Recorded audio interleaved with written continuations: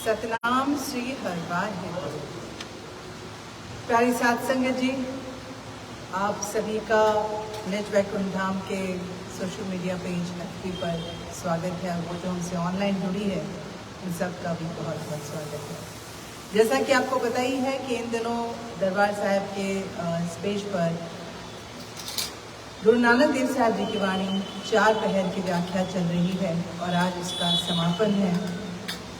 समापन के साथ सिखिया है, तो ये आज बताया जाएगा।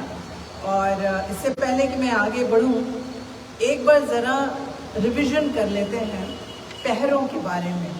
जो मैंने आपको बताया है, दिन के जो 8 पहर होते हैं, 8 पहर में जो 4 पहर दिन के, 4 पहर रात के, तो दिन के 4 पहर में कौन कौन से आते हैं। सबसे पहला पहर कौन सा होता है? जो सुबह 6 बजे से लेकर 9 बजे तक होता है, उसे क्या कहते हैं? करेक्ट, पूर्वाह्न।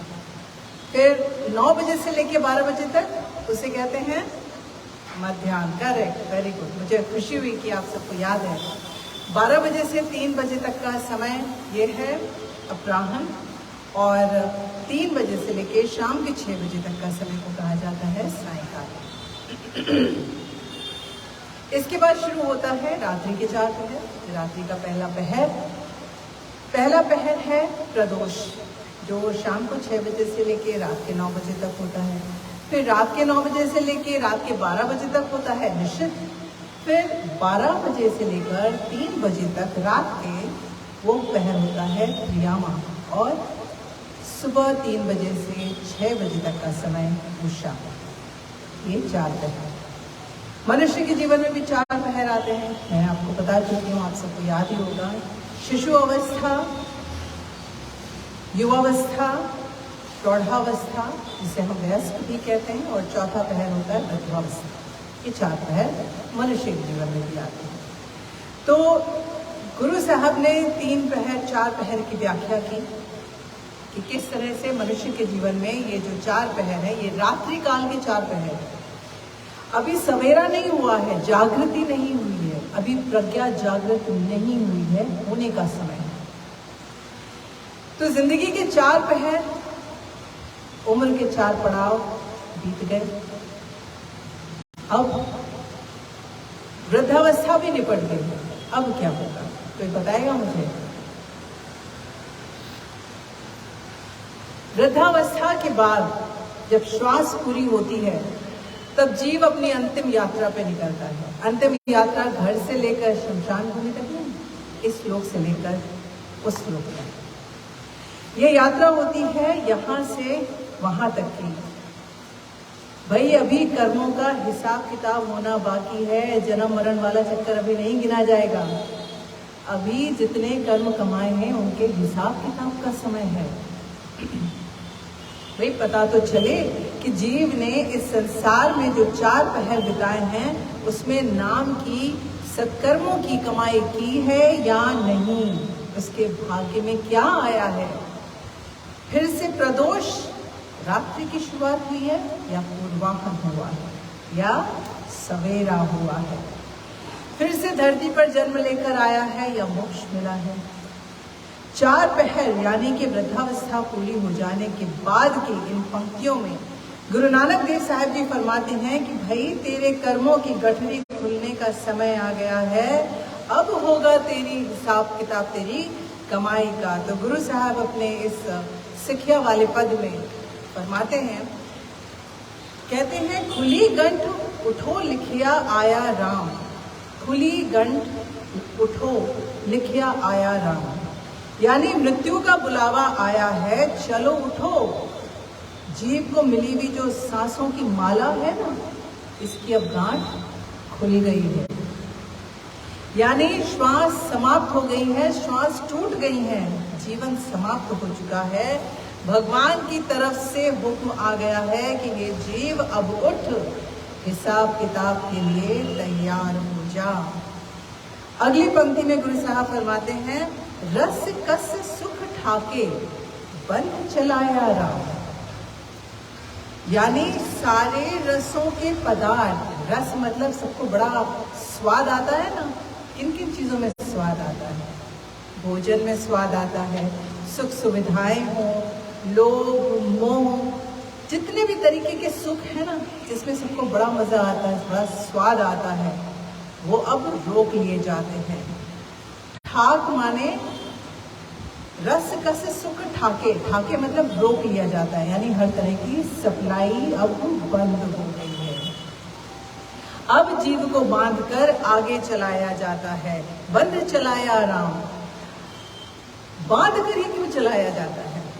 क्योंकि बचकर निकलने का कोई चांस ही नहीं है, इसलिए बांध करके यहां से लेकर जाया जाता है। फिर जीव से नहीं पूछा जाता कि भाई तुझे चलना है या नहीं, बांधा चलो। इसीलिए गुरु साहब अगली पंक्ति में फरमाते हैं, कहते हैं बंद चलाया जा प्रभु भाया, ना दिसे ना सुनिए। कहते हैं वो जाना चाहे या ना जाना चाहे, इससे कोई मतलब नहीं है। प्रभु की आज्ञा हुई है तो उसे वहां से बांध कर उठा लिया जाता है, विरोध का मौका भी नहीं दिया जाता। क्यों? क्योंकि अब उसे परमात्मा के घर जाना है और वहां पे उसके दरबार में सिर्फ उसकी चलती है और किसी की नहीं चलती। जो सच है वही चलेगा, किसी की देखा या सुना नहीं जाएगा।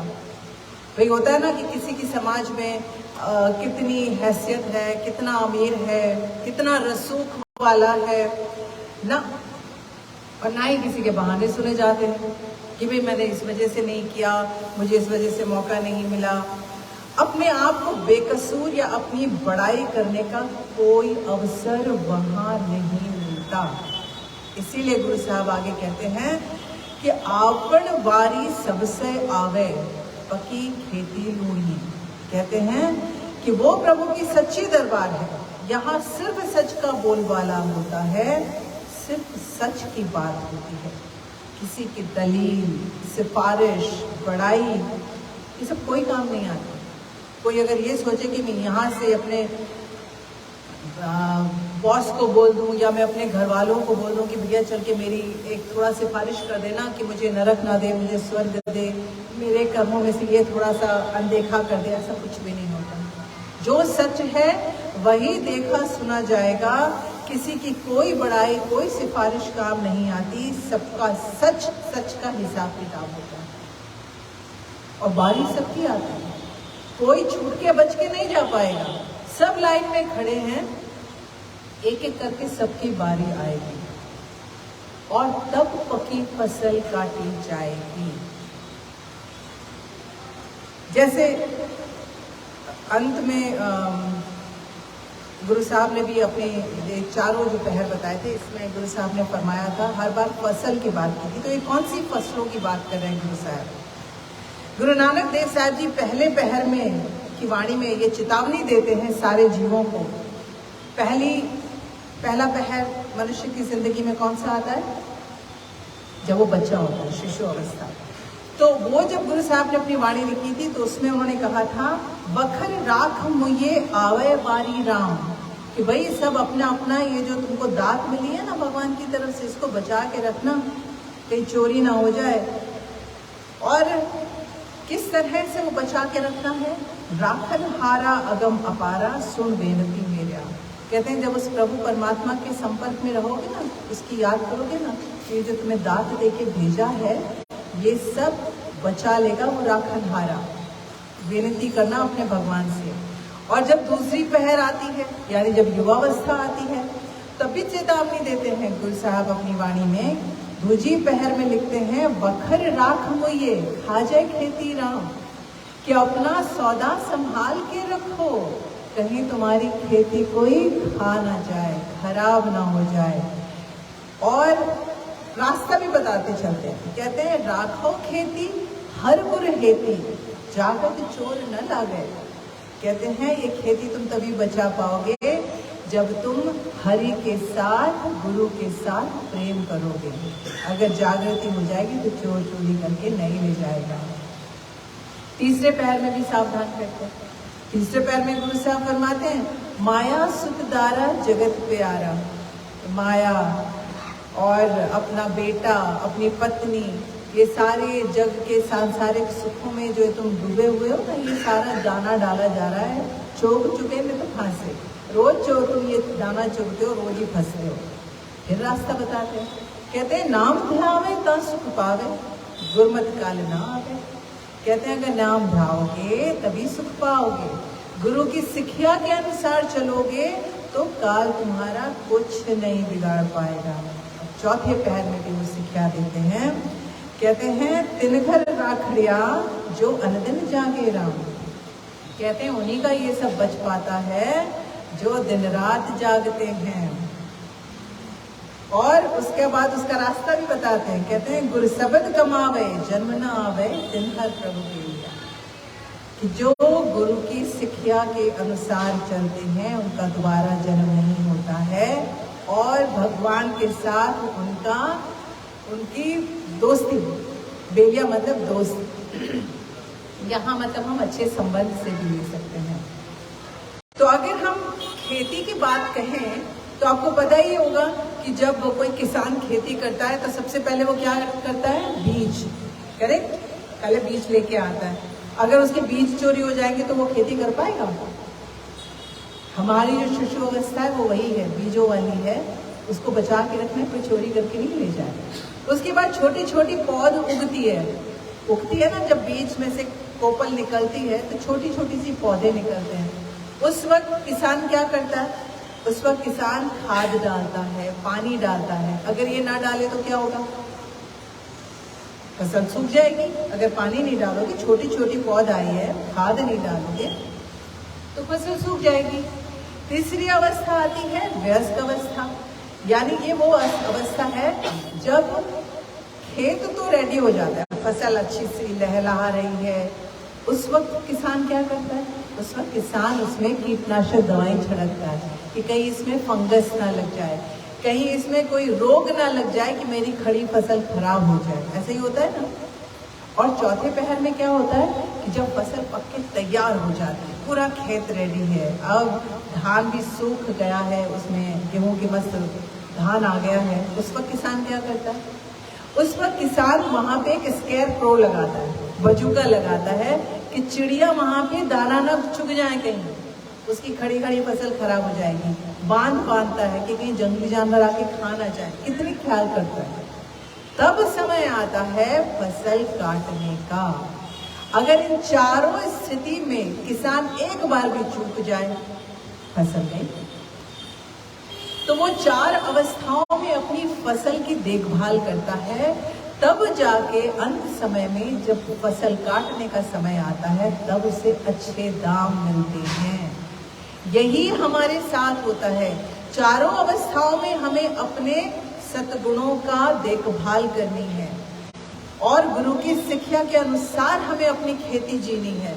अगर हमने एक भी अवस्था में केयरलेसनेस दिखाई, अगर एक भी हम बेपरवाह हुए, हमारी फसल नष्ट। इसीलिए गुरु साहब कहते हैं कि अब जागने का समय है। जो दिन रात जागता है, अपने फसल की देखभाल करता है, अब फसल की खेती का, अब जो ये खेती आपने की है सद्गुणों की, गुरु की शिक्षा से जो आपने ये खेती की देखभाल की है, अब वो काटने का समय आ गया है। तो भाई अब जिन्होंने मेहनत की है, संयम रखा है, दिन रात देखभाल की है, सद्गुणों और गुरुमत पर चले हैं, अपने आप को विकारों से बचा के रखा है, उनके तो कर्मों की खेती का अच्छा खासा दाम मिलेगा। जब ऊपर जाएंगे हिसाब किताब होगा, भाई तुम्हारी फसल तो बड़ी अच्छी है, जरा भी खराब नहीं हुई। उनका भी हिसाब किताब होता है, साथ ही उनका भी हिसाब किताब होता है जो बार बार बहाना बनाते हैं कि भाई बचपन की मासूमियत थी, गलती हो गई, युवावस्था का जोश था, गलती हो गई, या जब हम बड़े हुए, वयस्क हुए, तो उस वक्त तो भाई हम इतने खुमारी में थे कि हमारा समाज में स्थान बहुत बड़ा है, तब वो गलती हो गई। या वृद्धावस्था में लाचारी है, चल नहीं पाता, गलती हो गई। जो लोग ये बहाने ढूंढते हैं ना, उनका भी हिसाब किताब है। हिसाब किताब सबका होता है, बारी सबकी आती है। अब ये देखना है कि बचने का रास्ता क्या है। रास्ता गुरु साहब ने अपने चारों पहर में बता दिया कि भगवान का नाम जपे बिना मनुष्य के जन्म मरण से छुटकारा नहीं है। यही एकमात्र रास्ता है, चाहे जीव किसी भी युग में पैदा हुआ। कोई ये ना कहे कि सतयुग में है तो फिर नहीं होगा, क्योंकि तब तो सच ही सच है, तब भी भगवान से जुड़ना पड़ेगा। कलयुग है तो भी भगवान से जुड़ना पड़ेगा। भगवान की सृष्टि का नियम ही यही है, जन्म लोगे तो मरना पड़ेगा, मरोगे उसके बाद हिसाब किताब होगा तुम्हारे कर्मों का, फिर तुमने कमाया क्या है उसके हिसाब से अगले जन्म की बारी आएगी।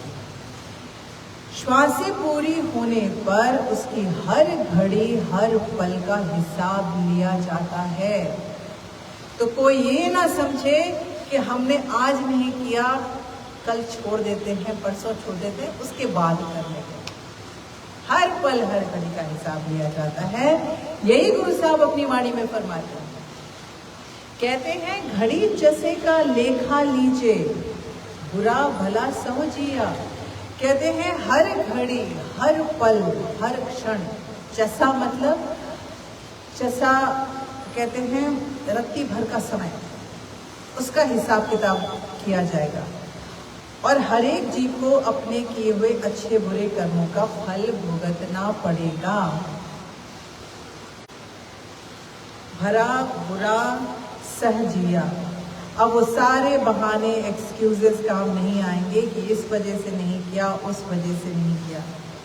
बहुत से ऐसे जीव हैं जो माया के ये जो मोहजाल बना हुआ है ना, इसमें आकर भटक जाते हैं और भगवान के नाम से विमुख हो जाते हैं। लेकिन बहुत से ऐसे जीव हैं जो नित्य नियम से ये निभाते हैं, भगवान के नाम के साथ जुड़े रहते हैं। ऐसे लोगों के लिए जो नित्य नियम से जुड़े रहते हैं, भगवान को याद करते हैं, उनके लिए भगवान ने एक व्यवस्था बनाई है। क्या व्यवस्था बनाई है? ताकि उनके जो भक्त हैं उनसे हमेशा जुड़े रहे और उनका कल्याण हो जाए। भगवान बड़ा दयालु है, राखनहार है, अपने भक्तों की रक्षा करना जानता है। तो नियम क्या बनाया है गुरु साहब अपनी अगली पंक्ति में फरमाते हैं, कहते हैं नानक सुर नर सबद मिलाए तिन प्रभु कारण किया। कहते हैं कि भगवान देख रहा है कि कौन सच्चे मन से उसको ध्यान करता है, तो ऐसे देव तुल्य संत यानी सुर नर, सुर मतलब देवता, देवता समान नर, सुर नर, ऐसे देवता समान संत मनुष्यों को वो स्वयं ही गुरु के शब्दों के साथ जोड़े रखता है, उन्हें गुरु से मिलाता है ताकि गुरु उन्हें प्रभु तक पहुंचने का सही रास्ता दिखा सके। इसलिए जो गुरु की शिक्षा में रहते हैं, गुरु मत से चलते हैं, उनका तो कल्याण पक्का पक्का है, वो रास्ते से भटकते नहीं हैं। और ऐसे ही जीव सत्कर्म कमाते हैं, नाम की कमाई करते हैं, और जब हिसाब किताब का समय आता है तो प्रभु परमात्मा के दरबार में उनको सम्मान मिलता है। उनके जीवन का पूर्वाहन शुरू होता है, सवेरा शुरू होता है, और बाकियों का जो नित्य नियम से नहीं ध्याते उनका प्रदोष काल यानी रात्रि यानी फिर से जन्म होता है। इसीलिए गुरु अर्जन देव साहब जी ने अपनी वाणी में बड़ा सरल शब्दों में इस बात को कहा है। कहते हैं अनेक जोनि जन्मे मर जाम, अनेक जोनि जन्मे मर जाम, नाम जपत पावे विश्राम। नाम जो जपता है उसका मोक्ष हो जाता है। तो हमें शिक्षा क्या मिली कि हमेशा गुरु की शिक्षा में रहें, गुरुमत से चलें, सत्कर्म करें, नाम की कमाई करें, अपना जीवन सार्थक करें और उस प्रभु के चरणों के साथ हमेशा जुड़े रहें। याद रखिए क्या एक बात कि यहाँ पे जो कुछ हो रहा है वो उसकी मर्जी से हो रहा है, हमारी मर्जी नहीं चलती। इसलिए ये पंक्तियां हमेशा अपने जहन में रखिएगा। जिस ठाकुर स्यों नाही चारा, जिस ठाकुर स्यों नाही चारा, ताको कीजे सद नमस्कार। हमेशा उनके नाम जपना है, उनको नमस्कार करना है और उनके साथ हमें अपनी लौ जोड़ के रखनी है। कुछ यही बात हमको गुरबानी में आज जो गुरु ग्रंथ साहिब में वचन साहिब निकला है, वचन साहिब भी हमें यही आज्ञा देता है। वचन साहिब के अनुसार, ये भी गुरु अर्जन देव साहिब जी की वाणी है। गुरु साहब फरमाते हैं, हर एक सिमर एक, सिमर एक सिमर प्यारे। कहते हैं कि हे मेरे प्यारे, उस एक भगवान को सिमरो, फिर सिमरो, सिमरते रहो, नित्य रात दिन रात उसको सिमरो। कल कलेश लोभ मोह माया भवजल तारे। और कहते हैं कि कल कलेश यानी जो ये सांसारिक झगड़े हैं ना, ये लोभ मोह, ये सब के सब वो एक नाम जपने से बड़े से बड़ा भव सागर क्यों ना हो, सब पार हो जाएगा। तो करना क्या है, हर एक सिमर एक सिमर एक सिमर क्या है। अगली पंक्ति में गुरु साहब फरमाते हैं, सास सास निमक निमक दिनस रैंक चैतारे चितारे। सास सास कहते हर एक सांस के साथ, निमक निमक, निमक कहते हैं ये एक हिंदी का शब्द है जिसका ये गुरुमुखी लिया गया है। निमिष, निमिष कहते हैं वो समय जिसमें हम एक पलक झपकाते हैं, वो तो शायद 1 सेकंड का चौथा हिस्सा होता होगा, उसको निमिष कहते हैं। तो गुरु साहब उसी को कहते हैं कि सांस के साथ, और सिर्फ सांस ही नहीं, जितनी देर हम पलक झपकाते हैं वो निमक निमक, दिन रात उसी का चित्त, उसी को अपने चित्त में रखो। साध संग जप निसंग मन निधान धारे। कहते हैं और साध संगत के साथ रहो, उनके साथ नाम जपो। और कैसे जपो, निसंग होकर। निसंग मतलब निर्लिप्त होकर जपो, किसी से लगाव नहीं, निर्लिप्त होकर भगवान के साथ लिप्त होकर ऐसा नाम जपो। मन निधान धारे, निधान मतलब परमात्मा, मन में उस प्रभु परमात्मा को धारण करो। फिर आगे गुरु साहब फरमाते हैं, चरण कमल नमस्कार गुण गोविंद विचारे। कि परमात्मा के चरणों में अपना सर नवा कर रखो, उनके चरण कमलों को नमस्कार करो। साध जना की रेन नानक मंगल सुख सधारे। कहते हो साध से जितने भी साध संगत है, वो साध संगत के जो चरणों की धूल है ना, रेन मतलब मैंने पिछले बार में बताया था, चरणों की धूल, ऐसे साध जनों के चरणों की धूल अगर आप अपने साथ लेते हो, माथे पे लगाते हो, मंगल सुख सधारे, वो आपका कुशल मंगल करेगा। जितने भी सुख हैं, आत्मिक सुख, आत्मिक खुशियां, वो सारी आपको मिलेंगी। किस तरह से मिलेंगी, जब आप साध संगत के साथ उस प्रभु का नाम अपने मन में धारण करोगे, उस प्रभु के साथ जुड़ोगे।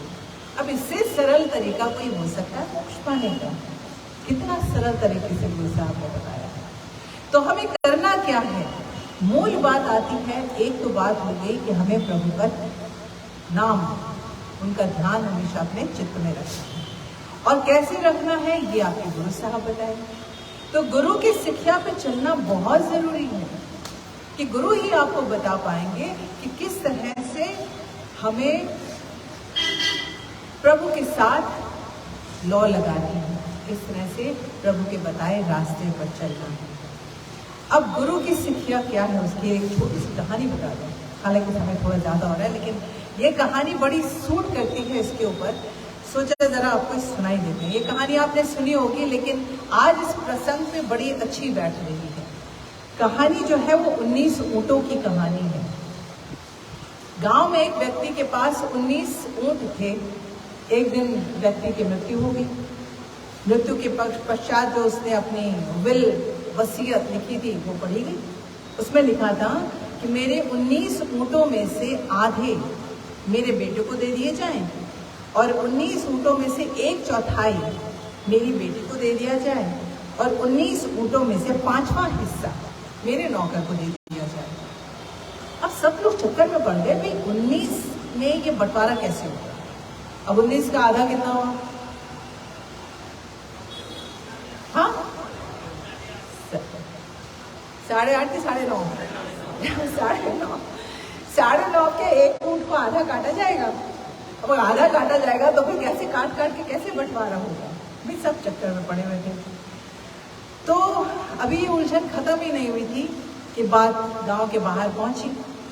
तो गांव के दूसरे गांव में बड़ा बुद्धिमान व्यक्ति रहता था। जब उसे पता चली, उसने कहा मैं इस समस्या का निपटारा कर सकता हूँ। वो उस गांव में गया अपना एक ऊँट लेकर, और उसने कहा कि मेरा एक ऊँट भी इन 19 ऊँटों में मिला दो, अब हिसाब करो।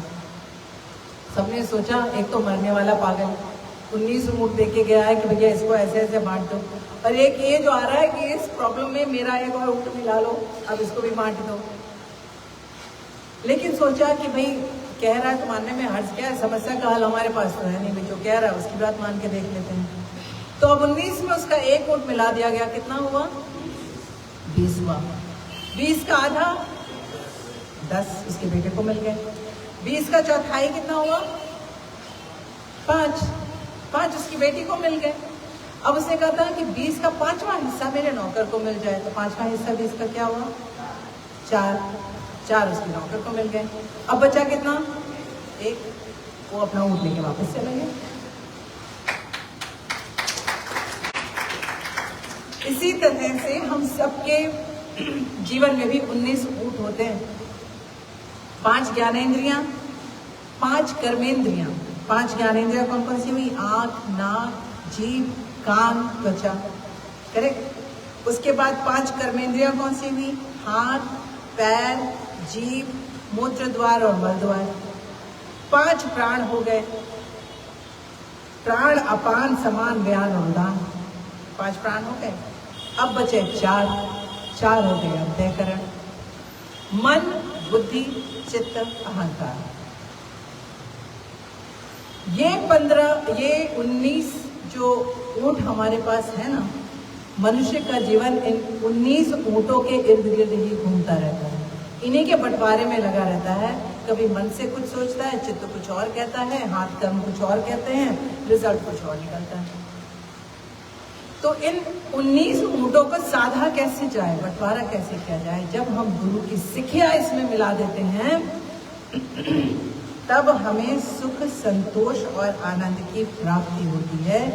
गुरु की शिक्षा के बिना इनका निपटारा नहीं हो सकता, प्रभु के साथ मेल नहीं हो सकता, हमारा कल्याण नहीं हो सकता। तो आज की ये कहानी भी इस शिक्षा के साथ आप अपने साथ लेकर जाइएगा, विचार कीजिएगा, और जहाँ तक पॉसिबल हो गुरु की शिक्षा के साथ जुड़िएगा, प्रभु के नाम के साथ जुड़िएगा। सतनाम श्री हरिनाम।